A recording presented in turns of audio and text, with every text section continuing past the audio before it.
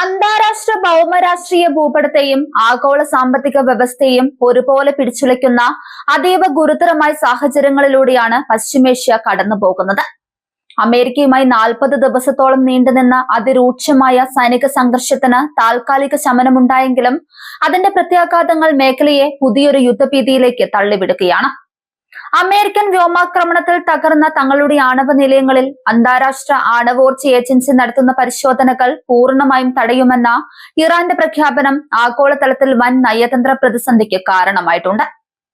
ഈ നിർണായക തീരുമാനത്തിന് തൊട്ടു പിന്നാലെ ലോകത്തിലെ ഏറ്റവും തന്ത്രപ്രധാനമായ കപ്പൽ പാതകളിലൊന്നായ ഹോർമുസ് കടലിടുക്കിലൂടെയുള്ള കപ്പൽ ഗതാഗതത്തിന് ട്രാൻസിറ്റ് ഫീ ഏർപ്പെടുത്തുമെന്ന ഇറാന്റെ മുന്നറിയിപ്പ് കൂടി എത്തിയതോടെ അന്താരാഷ്ട്ര സമൂഹം കടുത്ത ആശങ്കയിലാണ്. Iran parliament speaker Mohammad Bagher Ghalibaf ആണ് രാജ്യത്തിന്റെ കടുത്ത വിദേശ നയ നിലപാടുകൾ ഔദ്യോഗികമായി പ്രഖ്യാപിച്ചത്.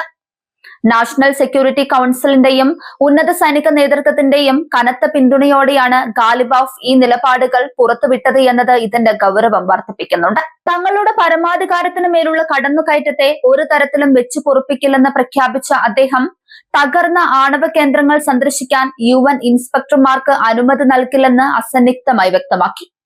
അമേരിക്കൻ ആക്രമണത്തിൽ തങ്ങളുടെ ആണവ പദ്ധതികൾക്ക് എത്രത്തോളം നാശനഷ്ടങ്ങൾ സംഭവിച്ചിട്ടുണ്ടെന്ന യഥാർത്ഥ ചിത്രം പുറം ലോകം അറിയാതിരിക്കാനുള്ള ഇറാന്റെ ബോധപൂർവമായ തന്ത്രമായാണ് പല അന്താരാഷ്ട്ര നിരീക്ഷകരും ഈ നീക്കത്തെ വിലയിരുത്തുന്നത്. ആണവ പരീക്ഷണങ്ങളിലോ യുറേനിയം സമ്പുഷ്ടീകരണത്തിലോ ഇറാൻ വരുത്തിയിട്ടുള്ള പുരോഗതികൾ പാശ്ചാത്യ രാജ്യങ്ങളുടെ ശ്രദ്ധയിൽപ്പെടാതിരിക്കാൻ ഈ വിലക്ക് കാരണമാകും.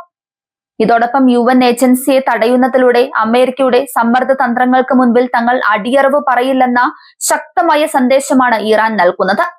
ആണവ തർക്കത്തെക്കാൾ ആഗോള സമ്പദ് വ്യവസ്ഥയെ നേരിട്ട് ബാധിക്കാൻ പോകുന്നത് ഹോർമുസ് കടലിടുക്കിൽ ട്രാൻസിറ്റ് ഫീസ് ഈടാക്കാനുള്ള ഇറാന്റെ തീരുമാനമാണ്. ലോകത്തിലെ അസംസ്കൃത എണ്ണയുടെ 1/3 കടന്നു പോകുന്ന അതീവ തന്ത്രപ്രധാനമായ ഈ കടൽപാതയിലൂടെയുള്ള സുരക്ഷിതമായ യാത്രയ്ക്ക് ഇനി മുതൽ പണം നൽകേണ്ടി വരും. ഹോർമുസ് കടലിടുക്കിലെ പുതിയ നികുതി ഘടന കപ്പൽ ഗതാഗത കമ്പനികൾക്ക് കനത്ത സാമ്പത്തിക ബാധ്യതയാണ് വരുത്തിവെക്കുക.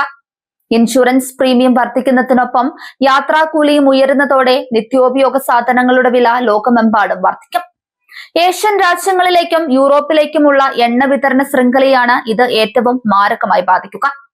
അതിനിടെ ആഭ്യന്തരമായി ഇറാൻ ചരിത്രത്തിലെ ഏറ്റവും വലിയൊരു അധികാര പരിവർത്തന ഘട്ടത്തിലൂടെയാണ് കടന്നുപോകുന്നത്. അന്തരിച്ച പരമോന്നത നേതാവ് ആയത്തുള്ള അലി ഖമേനിയുടെ ഭൗതിക ശരീരം ജൂലൈ 4-ന് പൂർണ്ണ ഔദ്യോഗിക ബഹുമതികളോടെ സംസ്കരിക്കാനുള്ള ഒരുക്കങ്ങൾ രാജ്യത്ത് ദ്രുതഗതിയിൽ പുരോഗമിക്കുകയാണ്. പതിറ്റാണ്ടുകളായി ഇറാന്റെ രാഷ്ട്രീയ ആത്മീയ നേതൃത്വത്തിന്റെ അച്ചുതണ്ടായിരുന്ന ഖമേനിയുടെ വിയോഗം രാജ്യത്തിനകത്ത് വലിയൊരു ശൂന്യതയാണ് ഉണ്ടാക്കിയിട്ടുള്ളത്. ഖമേനിയുടെ വിയോഗമുണ്ടാക്കിയ ആഭ്യന്തര അസ്ഥിരതയും തൊട്ടു പിന്നാലെ ഉണ്ടായ അമേരിക്കൻ സൈനികാക്രമണവും ഇറാനെ ഒരേ സമയം പ്രതിരോധത്തിലാക്കിയിട്ടുണ്ട്. എന്നാൽ ഈ പ്രതിസന്ധി ഘട്ടത്തിലും ജനങ്ങളെ വൈകാരികമായി ഒരുമിപ്പിച്ചു നിർത്താനാണ് ഭരണകൂടം ശ്രമിക്കുന്നത്. പരമോന്നത നേതാവിന്റെ വിലാപ ചടങ്ങുകൾ രാജ്യത്തിന്റെ ഐക്യത്തിന്റെയും പാശ്ചാത്യ വിരുദ്ധ നിലപാടുകളുടെയും വലിയൊരു ശക്തി പ്രകടനമാക്കി മാറ്റാൻ ഇറാന്റെ വിപ്ലവ ഗാർഡുകൾ ശ്രമിക്കുന്നുണ്ട്. ഇറാന്റെ നിലപാടുകൾ കേവലം ഒരു നയതന്ത്ര വിലപേശലല്ലെന്നും മറിച്ച് വലിയൊരു പ്രാദേശിക യുദ്ധത്തിന്റെ മുന്നോടിയാണെന്നുമാണ് വിലയിരുത്തൽ. ഒരേ സമയം ആഭ്യന്തര പ്രതിസന്ധിയും അന്താരാഷ്ട്ര സമ്മർദ്ദവും നേരിടുന്ന ഇറാൻ തങ്ങളുടെ പരമാധികാരം സംരക്ഷിക്കാൻ ഏതറ്റം വരെയും പോകുമെന്ന സൂചനയാണ് ഇതിലൂടെ വ്യക്തമാക്കുന്നത്. UN ഇൻസ്പെക്ടർമാരെ തടയാനുള്ള ഇറാന്റെ തീരുമാനം അമേരിക്കയിൽ പുതിയതായി അധികാരമേറ്റ ട്രംപ് ഭരണകൂടത്തോടുള്ള നേരിട്ടുള്ള വെല്ലുവിളിയാണ്. ഇറാന്റെ ആണവ മോഹങ്ങളെ സൈനിക ശക്തിയോടെ അടിച്ചമർത്തുമെന്ന് പ്രഖ്യാപിച്ച ട്രംപിന്റെ നയതന്ത്ര പ്രതിനിധികൾക്ക് ഇതൊരു കനത്ത തിരിച്ചടിയാണ്. കൂടാതെ ഹോർമുസ് കടലിടുക്കിലെ ട്രാൻസിറ്റ് ഫീ ഏർപ്പെടുത്തൽ കേവലം ഒരു വരുമാന മാർഗമല്ല, മറിച്ച് അമേരിക്കയുടെയും ഇസ്രയേലിന്റെയും നാവികസേനകൾക്ക് മേൽ ആധിപത്യം സ്ഥാപിക്കാനുള്ള തന്ത്രപരമായ നീക്കമാണെന്ന് വ്യക്തമാണ്.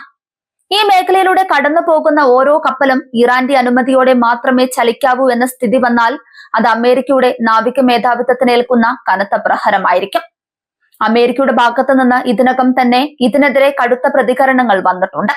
ഇറാന്റെ നീക്കങ്ങൾ അന്താരാഷ്ട്ര നിയമങ്ങളുടെ ലംഘനമാണെന്നും ആഗോള കപ്പൽ ഗതാഗത സ്വാതന്ത്ര്യം ഉറപ്പാക്കാൻ ഏതൊരു നടപടിയും സ്വീകരിക്കാൻ മടിക്കില്ലെന്നുമാണ് ട്രംപിന്റെ UN പ്രതിനിധി വ്യക്തമാക്കിയിട്ടുള്ളത്. ആയത്തുള്ള അലി ഖമേനിയുടെ സംസ്കാര ചടങ്ങുകൾ നടക്കുന്ന ജൂലൈ 4-ന് ലോകം ഉറ്റുനോക്കുന്നത് ഇറാന്റെ അടുത്ത രാഷ്ട്രീയ നീക്കങ്ങളിലേക്കാണ്. ഖമേനിയുടെ മരണത്തോടെ ഇറാനിൽ ആഭ്യന്തര കലാപമോ ഭരണ അസ്ഥിരതയോ ഉണ്ടാകുമെന്ന് പ്രതീക്ഷിച്ച പാശ്ചാത്യ ശക്തികൾക്ക് രാജ്യം കൂടുതൽ കടുത്ത നിലപാടുകളിലേക്ക് നീങ്ങുന്നത് വലിയ തിരിച്ചടിയാണ് നൽകുന്നത്. ഇറാന്റെ ഈ പുതിയ നീക്കങ്ങൾ ഇസ്രയേലുമായുള്ള അവരുടെ ശത്രുതയും മറ്റൊരു തലത്തിലേക്ക് എത്തിക്കും. അമേരിക്കൻ സഖ്യകക്ഷിയായ ഇസ്രയേൽ ഇറാന്റെ ആണവ പദ്ധതികളെ തങ്ങളുടെ നിലനിൽപ്പിന് തന്നെ ഭീഷണിയായാണ് കാണുന്നത്. UN പരിശോധനകൾ കൂടി ഇല്ലാതാകുന്നതോടെ ഇറാൻ അതിവേഗം ആണവായുധം നിർമ്മിക്കുമെന്ന ഭീതിയിൽ ഇസ്രയേൽ സ്വന്തം നിലയ്ക്ക് ശക്തമായ സൈനിക ആക്രമണങ്ങൾക്ക് മുതിർന്നേക്കാം. പശ്ചിമേഷ്യയിലെ ഈ കനൽ വഴികൾ കേവലം രണ്ട് രാജ്യങ്ങൾ തമ്മിലുള്ള പ്രശ്നമല്ല, മറിച്ച് ആഗോള വിപണിയെയും നയതന്ത്ര ബന്ധങ്ങളെയും മാറ്റിമറിക്കാൻ പോകുന്ന വൻ പ്രതിസന്ധിയാണ്. വരും ദിവസങ്ങളിൽ പശ്ചിമേഷ്യയിൽ നിന്ന് പുറത്തുവരുന്ന വാർത്തകൾ ലോകത്തിന്റെ സാമ്പത്തിക ഭദ്രതയെ നിശ്ചയിക്കുന്നവയായിരിക്കും. 40 ദിവസത്തെ യുദ്ധം അവസാനിച്ചെങ്കിലും അതിന്റെ ചാരത്തിൽ നിന്ന് ഉയർന്നു വരുന്ന നയതന്ത്ര യുദ്ധം കൂടുതൽ അപകടകരമായ അവസ്ഥയിലാണ്. അമേരിക്കയുടെയും ഇറാന്റെയും കടുംപിടുത്തങ്ങൾക്കിടയിൽപ്പെട്ട് ആഗോള സമാധാനം തന്നെയാണ് ഇപ്പോൾ പരീക്ഷണ ഘട്ടത്തിലൂടെ കടന്നു പോകുന്നത്.